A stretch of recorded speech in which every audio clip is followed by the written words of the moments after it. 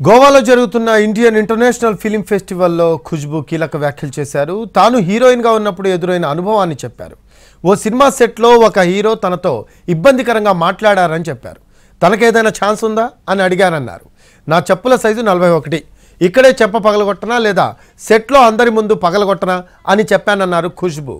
సమానత్వం, గౌరవం విషయాల్లో ఎక్కడా రాజీ పడకూడదు అనేది తన సిద్ధాంతం అన్నారు ఖుష్బూ. ఈ వ్యాఖ్యలు తీవ్ర దుమారం రేపుతున్నాయి. ఇంతకీ ఆ హీరో ఎవరని చర్చ జరుగుతోంది. ఇండియన్ ఇంటర్నేషనల్ ఫిలిం ఫెస్టివల్లో సినీ పరిశ్రమలో మహిళల సంరక్షణపై నిర్వహించిన చర్చా కార్యక్రమంలో ఖుష్బూ మాట్లాడారు.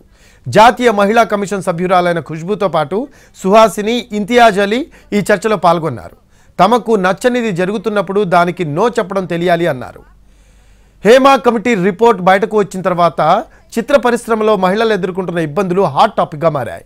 ఎంతోమంది నటీమణులు తమకు ఎదురైన చేదు అనుభవాలను ముందుకు వచ్చి ధైర్యంగా చెప్పారు.